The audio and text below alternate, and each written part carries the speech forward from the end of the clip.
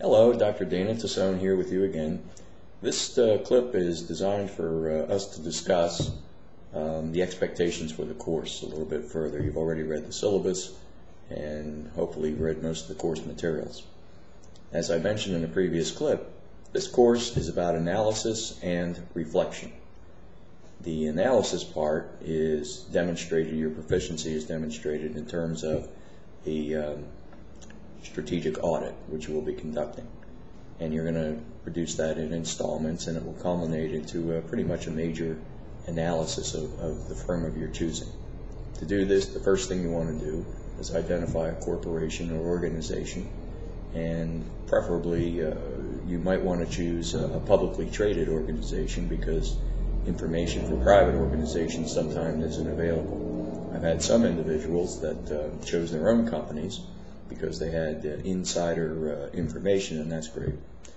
And the next, and that's easy for you. The analysis, we've trained you in analysis over and over again. What does it include? It includes data collection. You collect the data, you analyze the data, you draw conclusions, and you make recommendations. That's what the strategic audit is all about. It's a very straightforward thing. You have an outline on your course that walks you through the steps. You just follow the outline. There are samples on the course as well, and you just simply follow those samples in terms of producing your product. The more difficult, or I guess the less left-brained aspect of the course has to do with reflection. When we train PhD students, they need to prepare to complete a comprehensive examination at the culmination of their coursework. And this examination is provided by a board of examiners, and it determines whether or not they will get candidacy. And if they don't get candidacy, then that's the end of their program for them.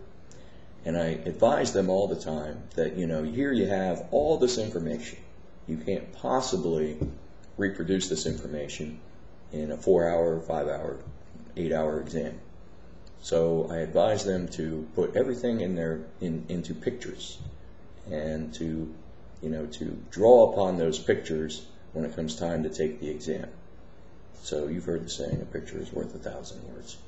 That's really the nature of the reflection process that I'm asking you to embark on in this course. You already have the final exam, and the final exam is all about reflection. And the final exam just asks you a few questions, but it requires a lot of pages. And in order to successfully answer those questions, you have to have a clear representation in your mind as to what this degree program has meant to you and how it has changed you. The ultimate outcome of your final exam is that you use this information to develop a value proposition for the industry. The value proposition for the industry will become a product that you can use in your professional lives. And here's how reflection works. It's simple, but it's not easy. It's simple in that all you need to do is to reflect upon the questions that you're being asked, reflect upon your time in this program, reflect upon your experiences, reflect upon your professional experiences and personal experiences as well, and ask this question: who were you when you started, and who are you today? And I know you're going to find that you're a much different person than you were a couple of years ago when you started this program. This is a process that is done pretty much on a daily basis. You identify your peak circadian rhythm. Some people are morning people, some people are night people. And during that time, you put yourself in a quiet mental space and you just daydream. And when you daydream in a non-judgmental way about your experiences, thoughts come through and are really filtered into your unconscious.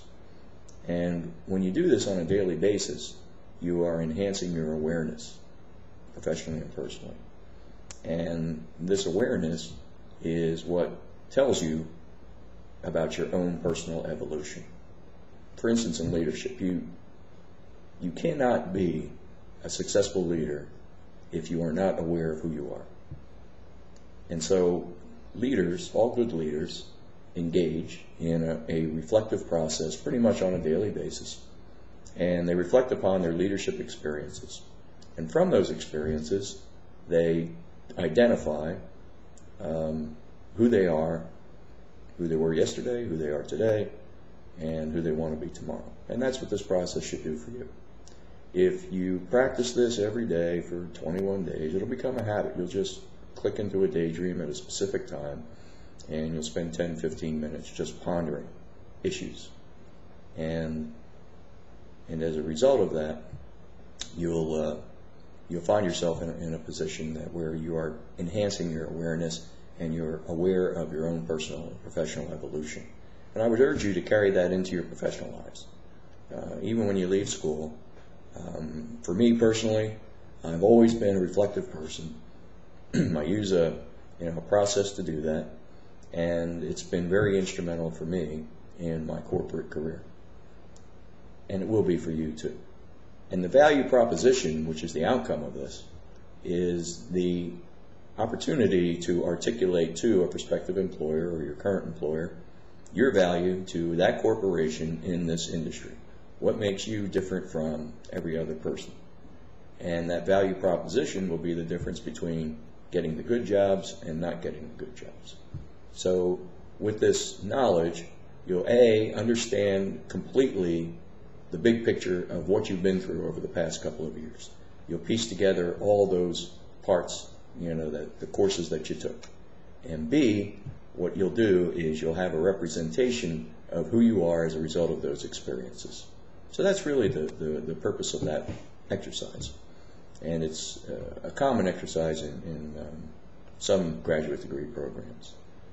So what we'll do, starting next week, is we'll begin to enter the discussion board and we'll begin to interact. And what I'll ask you to do is to be active on the discussion board by entering that board on Tuesday, Wednesday, and Thursday of every week, and read what's posted and post your comments. It could be really anything. It doesn't have to be prophetic, although after reading your bios, I know some of you have some very prophetic thoughts. What do you gain from that? What you'll gain from that is you'll share your own experiences with others, so you're giving, and you'll receive the experiences of others, and that will enhance your own comprehension of who you are. So the Tuesday, Wednesday, Thursday thing should just make it a habit. Whether you do it in the morning, whether you do it at night, whether you do it a couple of times a day. But the key is to be interactive with your colleagues. I think you'll find that to be a rewarding experience. So in the next clip, what we'll do is we'll talk about Chapter 1 of the lecture notes. Talk to you soon. Thank you.